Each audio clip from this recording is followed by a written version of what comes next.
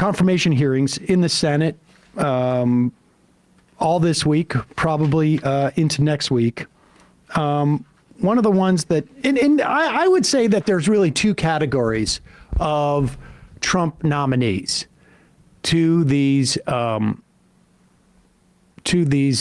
cabinet positions.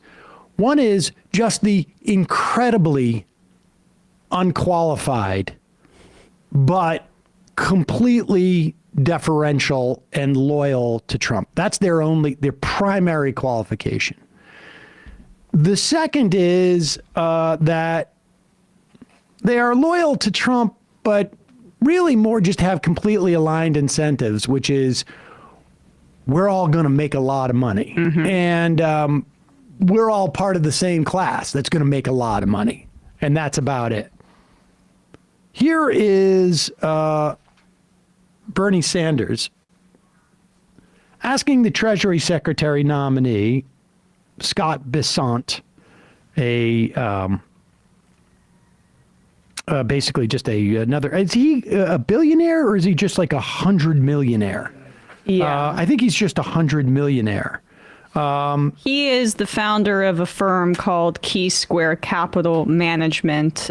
He has been a longtime Republican donor. That's really my recollection of his background. And he was a partner at Soros Fund Management, which is kind of early day. Okay, so he disclosed 500 million. All right, so he's a half a billionaire. He is hoping to, as much as we are now at the top of oil production in this country, like peak, even I think from like back in the late 60s when we were the biggest oil producer in the world, we're now like the biggest fossil fuel producer in the world again.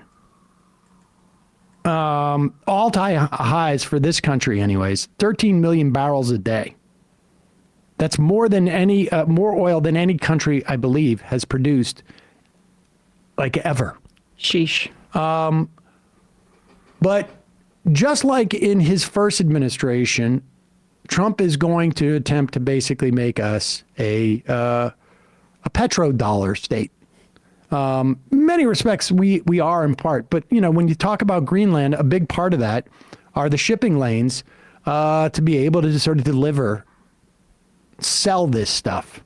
And here is Bessent asked, like, are we all going to share in this economic explosion under Trump? Right now in America, we have over 22 million workers who are making less than $15 an hour, and nearly 40 million people in our country earning less than $17 an hour. Shamefully, the federal minimum wage, despite the efforts of myself and other people here, have not been raised since 2009 and remains an unbelievable $7.25 an hour. Will you work with those of us who want to raise the federal minimum wage to a living wage to take millions of Americans out of poverty? Senator, I believe that the minimum wage is more of a statewide and regional issue. So you don't think we should change the federal minimum wage of $7.25 an hour? No, sir. Okay. Mr. Bessent? Shocker. Well, here's the thing I don't understand. Why wouldn't you be for lowering it then? Like, I mean, if you think it's like, listen, if you think there's no purpose served, because you can't possibly think that a minimum wage that existed 15 years ago, and really it didn't go up very much in that 2009 I raised. It was like from $6.55 literally to what it is now. A couple of quarters. Yeah. To think that the minimum wage has not risen along that time when, we've had obviously massive inflation, but also just steady inflation as you do, even 2% a year over the course of 15 years is significant. We've also had increases in productivity during that time. So somebody's making all that extra money. But the idea that if you don't even think that it should keep up then why wouldn't you just advocate for it and come out and say, like, I think it should be abolished, that there should be no federal minimum wage? Because, and he probably does, he just knows that it's politically unpalatable to say so. But understand, when they talk about making America great, it is primarily, we'll bring a couple other people along because, you know, in any, you know, when you're going out fishing, you're going to get some fish that you didn't mean to get in those big nets. It is to enrich the wealthiest in this country. And which is not to say that the Biden administration did a particularly great job in minimizing wealth inequality. But they're going to take another $20 billion out of the IRS. We're going to see enforcement levels and the type of enforcement that we saw just 5 or 6 years ago, which was virtually nil for people making over $400,000, $500,000 a year. And when you get up into the $500 million range of these guys, forget about it. It was supposed to be, if we were to have kept up with inflation during the Bernie campaign, the most conservative estimate would have been a $15 minimum wage would have been right to make sure that people are living above the poverty line and are still able to work one job. This is the thing. Like, if by the way, if it's a states issue, as Besant says, then why did the states that are the most Republican just have their minimum wage at what the federal minimum wage is, right? Because the federal minimum wage sets the standard for states that want to be as exploitative as possible with their workforce. And a lot of those states, by the way, including Arkansas, where Huckabee Sanders is the governor, just signed into law recently elimination of paperwork requirements for undocumented, or not for child labor, but it really is for undocumented young kids, and some of them get caught and killed in like meat packing facilities. This has happened before. They're also, so in those states, they're paying those workers the federal minimum wage, but there's also a sub workforce that is beneath the cloak of secrecy in a lot of these areas. And those are undocumented laborers who they can pay even less than that. And that's what happens when you don't have regulation. So like those states that want to deregulate everything, they're bound by the federal minimum wage. But when they can get around it and they can exploit other labor forces that are even more desperate, they'll do that too. I mean, if the theory is that we shouldn't have a federal minimum wage because it, you know, a place like Arkansas or some place like Mississippi or Pennsylvania still has $7.25. Or Pennsylvania, maybe there are parts there where, you know, it's people are just not wealthy enough to support a federal minimum wage because the businesses can't survive. Well, then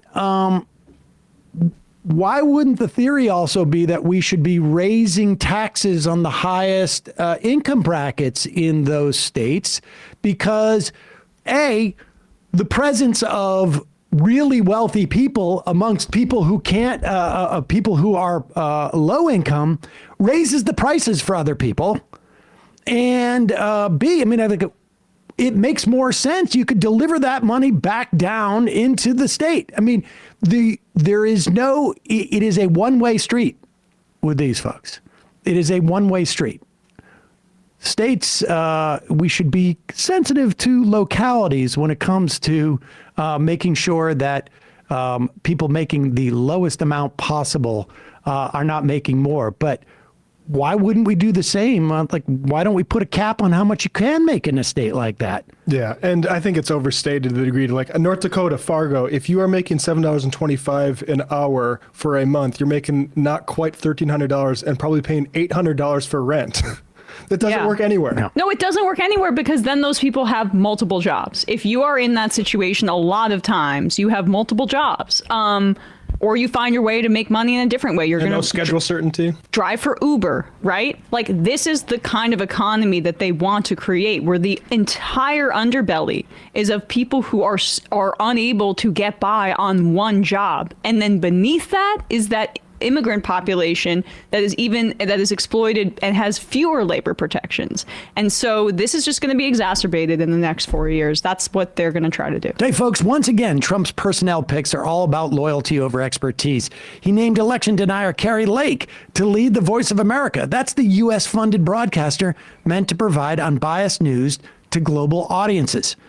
Well, Ground News found hundreds of articles covering this, all concerned about VOA's editorial independence. But you'll still find the America First crowd arguing that this appointment will, quote, restore balance and fairness. Yeah. In reality, we're losing independent journalism and government transparency, setting the stage for propaganda masquerading as credible information. That's why I've trusted my partners at Ground News for years to help me critically analyze the news I consume. They're the only app that's not telling you what to think. Instead, they gather all the headlines, organize them by story, and then add data to each outlet's bias, their credibility, and their financial incentives, so you know exactly who's benefiting from the spin. Take it one step further and filter out questionable sources to stay on top of what's happening without getting buried in the noise. Trump is shaping our future in ways that's going to last for decades, and if we're not paying attention, we're letting history repeat itself. So stay engaged with Ground News, who's fixing what's breaking right in front of us. Trust and transparency in the media.